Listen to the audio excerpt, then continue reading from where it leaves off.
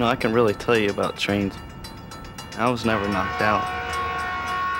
I remember everything.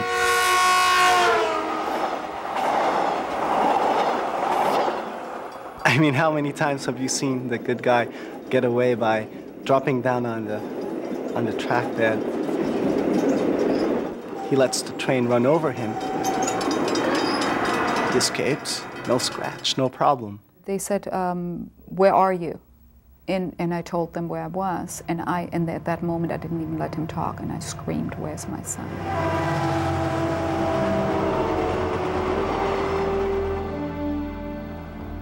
What you know about trains, what you think about trains, probably comes from what you see on TV and at the movies.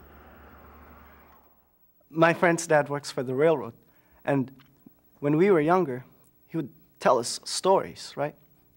And being young, I thought he was putting us on, telling us a bunch of bull so I'd keep away from the tracks. And I thought I knew better. I understood that trains can't stop quickly and that the engineer would blow the horn if you're too close or if you're in the way. But that warning wasn't quick enough for another one of my friends. Me and him, we used to play chicken. It gave us a rush. It was fun. One day, after school, we went to the tracks, and there were 5 of us. And when the train was coming right at us, when it was real close, we jumped for it. Thing is, when we got to the other side, my friend Ronnie wasn't with us. He'd been killed, just like that. When Ronnie was killed, I couldn't believe it. It was like a bad dream.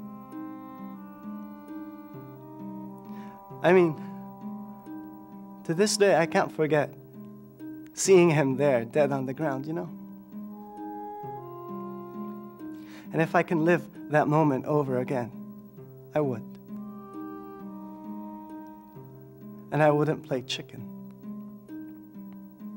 because I miss my friend too much. I had to learn the hard way about trains and what they're all about. I was jumping on and I lost my grip. Come on! No! And I got sucked under, dragged about 100 feet. And I remember it happened so quick, that sudden jerk or pulling on my body. I remember laying on the ground, trying to get up, and I couldn't. And then I threw my hands behind me and pushed myself up and saw my leg laying right next to me, all bloody and bones sticking out and looking like someone ran it through a meat grinder. And looking down at the rest of my body, seeing my foot ripped apart, seeing my clothes all ripped. I'm all scraped up from the rocks. And then I can just remember being so close to that train still moving by, because it never knew what happened. I can remember, I don't know how many cars rolled by, 50, 60, 70. And no one knew until that train went by. And I was screaming for help. And when that train finally went by, a couple of my friends came down and saw it. And they automatically started freaking and screaming and didn't know what to do. And by the time I was just in that state of mind where all these people were kept on talking to me, and I just wanted everybody to shut up so I could just take a deep sigh and go. Even though I lost my leg, and I'm a little different than everybody else, I'm really not. I was that lucky one. I'm lucky to live to tell about it. And if I can just reach one person out there that'll listen to my message, then I feel that I've really accomplished something. It's the happy memories that make you sad.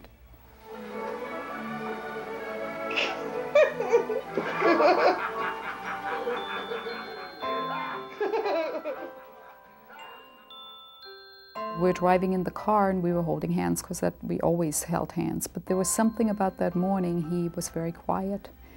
And I felt a little bit disturbed about it. And when he walked into the home, and I told him I loved him, he told me he loved me too. Oh God, and that was the last time I saw him.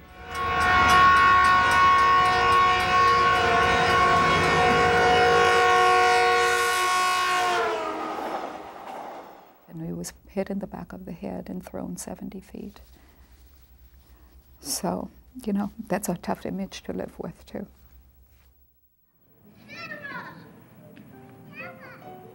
That year he was going to go to school. He was looking forward to it. The school was right down the block. We used to look in the window, and I used to show him where his classroom was probably going to be. I had this healthy, beautiful little boy, and you know, I keep seeing him thrown 70 feet to his death. You know, I live with silence now because he was my only child. And I had a house full of joy all the time. It's an immense amount of pain. It's an indescribable pain. You're not supposed to bury your children. My husband and I walked on the gravel. We just walked. We wanted to see, you know, how it was to walk there. And it was hard for me to walk there. I used to go with Christian when he was a little boy, and we stood far away. You know, little boys like trains. I taught him to look left and right and left and right. You know, we looked left, right. You know, we'd cross the railroad tracks because we used to go to a little petting zoo down in San Juan Capistrano, and we'd go where the crossing was and watch from far away. You know, the trains are very silent. You don't hear them. We noticed that too. You can't hear them.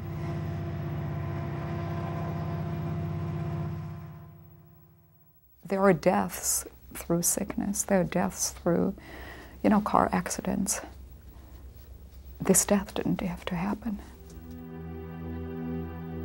It was somebody making a terrible choice. Like walking on railroad tracks is just not a place where you should be.